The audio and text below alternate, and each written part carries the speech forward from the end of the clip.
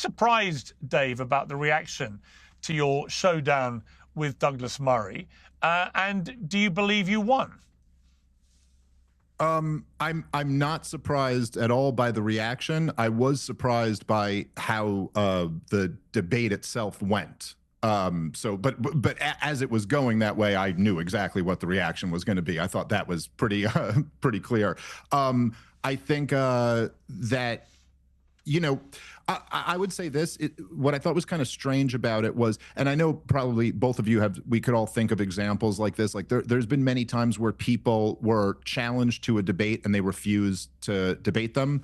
Dr. Hotez with Bobby Kennedy comes to mind for me, but there's lots of examples like this. And sometimes that's reasonable and sometimes it's not reasonable. Like I think in the case of Hotez, he should have debated Bobby Kennedy. But at the same time, I've been challenged to debate flat earthers and people with 150 followers, and I'm not particularly interested in doing that. So sometimes you'll see people who go, they'll take the path of like, look, this person's beneath me. I'm not going to debate this issue. I have no interest in doing this. And then sometimes people will agree to debate. I think Douglas Murray is the first person I've ever seen try to do both. And it made for kind of an interesting spectacle.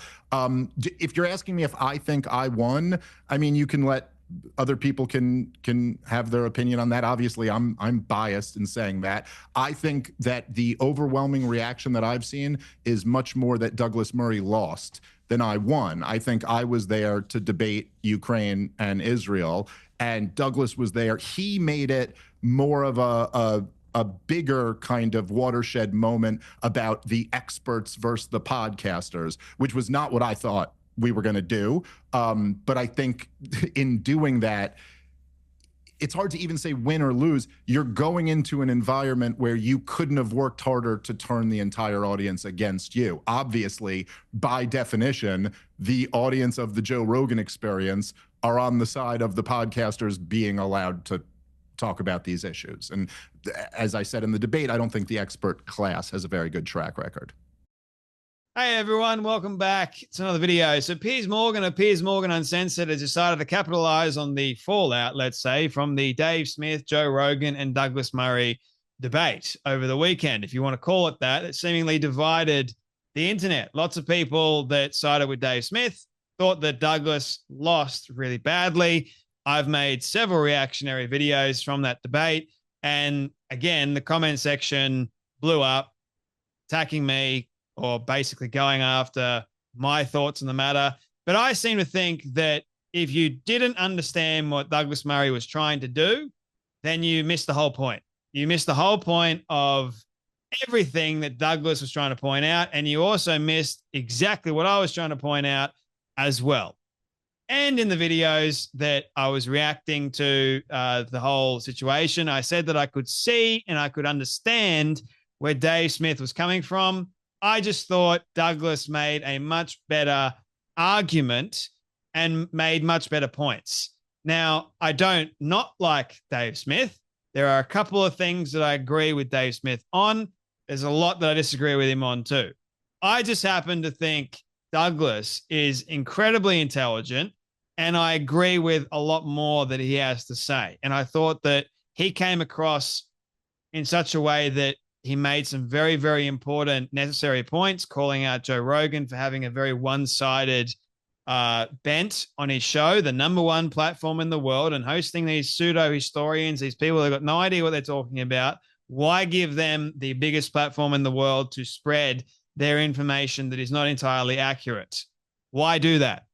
What's the point of it, aside from trying to change the narrative, so to speak? Now, Piers Morgan decided to have Dave Smith on his show to talk about the fallout. We already know what Dave Smith thinks of the performance of Douglas Murray. He's been talking about it ever since the debate finished. Lots of people have been asking him to come on their show. He's been talking about it on his show. He's been constantly belittling Douglas Murray for his performance. And it's just really bad character on Dave Smith's behalf. Like, why do that? Just leave it alone. Let it go. Douglas has already let it go. Like, the one time I heard him break his silence, I made a video about it yesterday. was him on Talk TV with Julia Hartley Brewer, I think her name is. And he didn't go after Dave Smith. He didn't go after Joe Rogan. He went after the issue that he was trying to make, or the point that he was trying to make during the debate. But lots of people seemingly missed it for some reason. And they continue to defend the indefensible. And it's like amazing to me that if you get someone that believes in a complete and utter lie, very much like the left, even if you showed them the truth, even if the truth slapped them in the face, they would still defend the lie. That's exactly what Dave Smith and Joe Rogan were doing during the debate. And Douglas was trying to point out the truth and the accuracies, or so much the inaccuracies of certain pseudo-historians, right, that just went over a lot of people's heads. Now, I happen to like Eric Weinstein. I think he brings a lot of reason to things. He's a very intelligent man. And it's almost like you've got two intelligent people. And I think Eric can see where Douglas was coming from, but he doesn't think that it's a debate. But Dave, on the other hand, he was just like, yeah, it was a debate. I don't think that I won the debate, but the internet is saying that Douglas lost. And I think we can already see that, yeah, I won. I'm biased. I won. Like, where's the little bit of humility there? But anyway, have a watch of this short clip of Piers Morgan, the promo, as it were, to, well, how the debate went. Have a watch. I'm a free American. I can talk about what I like to. About so what I don't. You want. So what is the point I've noticed here? You can. The point is, what are you pushing? What Why? am I pushing? Yes. Liberty, free markets, peace, prosperity. I was surprised by how the debate itself went. It does feel like people are living in different realities. When you look at the aerial footage of Gaza, that does not describe every single strike Israel has launched. When were you last there at all? I've never been. You've never been. Well, am I not allowed to talk about it now? You just don't know the information you need to know to make that judgment. If someone were to do that, you would call it intentional murder, right? That's not true. You're not raising questions. You're not asking questions. You're telling people something. I think there's a whole bunch of guys doing that. I think Dave is doing that. It's a shape-shifting thing. Comedian or historian? In part, the problem is that we haven't reconciled ourselves to the idea that we speak one way in front of the world, another way behind closed doors, and that this is actually natural and normal. These things are always like Piers Morgan-y, which is fine, you know, where everyone's screaming over each other. Yeah, so obviously that was highly edited, not much context to go on with Piers Morgan's edit. It's like pure provocative, like drama. Let's go with this. And then Joe Rogan's always like, it's always Piers Morgan-y. You know, have these heated clashes. Like, does that really accomplish anything? No, it doesn't. It just creates drama and it's for clicks. And Piers has done that very, very well. But Seth Dillon, he highlights a very important point based on that, like, little trailer clip. He goes, this clip highlights one of the key moments in the debate when Dave pretended to hear something that wasn't said. Murray never argued that you're not allowed to have an opinion if you haven't visited the region of Gaza. His entire argument was normative. It was about what people with influence should be doing if they take the responsibility that comes with their reach seriously. We, as a podcaster with an audience, have a responsibility to tell the truth. Not to lie to people, not to lead people astray. It's not a blanket, having this audience is not like a blanket allowance for you to say whatever the hell you want to say for the sake of saying it. And then you're leading people down the path of delusion or something that's not actually real. I couldn't live with myself if I did that for you guys. And that is why I focus on the truth.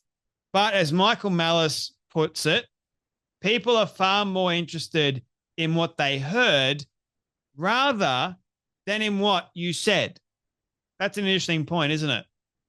They're more interested in what they heard rather than what you actually said. Lots of information can get confused and muddied up, can't it? And that to me is highly interesting. Like, people have got this personal bent or this like personal belief, which is totally fine. You're allowed to have that.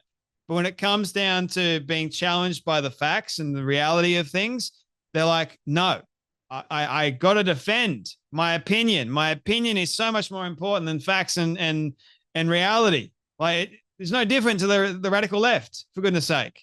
It's now on the right.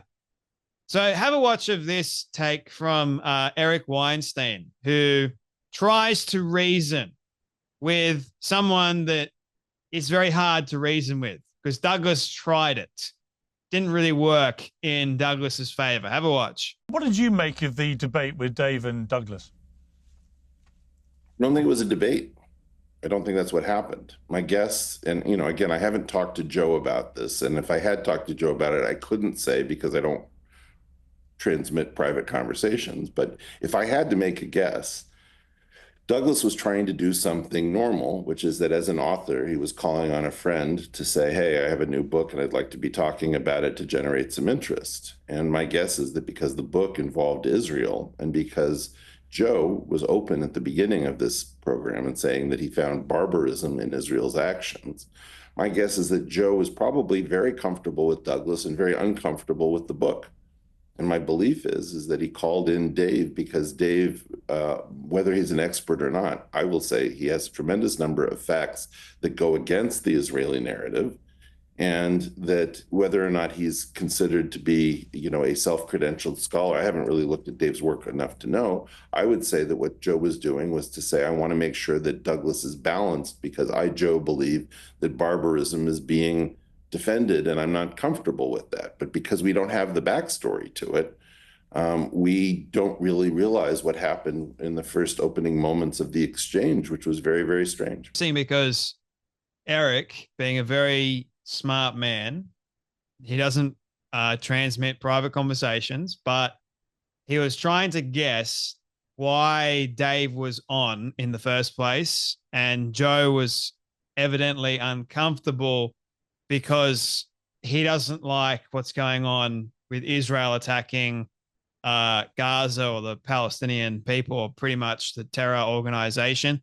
And he doesn't want someone really defending those sorts of actions. So I guess he wanted Dave there to really combat what Douglas was saying. But then again, if you've got someone on, which Douglas was doing something normal in promoting his book on democracies and death cults, and you decide, no, instead of just talking to Douglas about Israel, which he's got a great deal of information on, let's have Dave, who's never been to Gaza, doesn't know a great deal of what the atrocities that took place, but he's got a tremendous amount of facts against Israel. We've got that. So let's bring him on to try and debate Douglas. And I think that's what created a great deal of tension, because Douglas was like, well, I'm here to promote my book, but you're missing all the points that I'm making, and it's creating even more tension. And so Dave was like, I'm winning this debate because all the points that Douglas was making were going straight over Dave's head. I don't know if you noticed that. Lots of the points that Dave was making was illogical. And I think the reason why people think that Douglas lost is because he sounded brash. He sounded arrogant. But that's how he talks. Have you listened to him in other interviews? Not even debates, but just other interviews. It's how he sounds. Like, he wasn't being pompous or brash or anything of the sort. I didn't find, because I know how he talks. I listen to him all the time. Dave, on the other hand, seemed to be in the defense the entire time. Now, that was interesting. But it's just, to me, looking at all of this and seeing, not just Piers Morgan. I mean, Piers, why didn't you have Douglas on? Couldn't you get Douglas? I thought you were good friends with Douglas. It would have been interesting to have Douglas and Dave talk about, I guess, the fallout, but I don't think Douglas really cares anymore. whereas Dave certainly does. Anyway, that's enough from me. I probably talked far too long about this nonsense, but you guys take care, be blessed, and I'll see you all in the next video.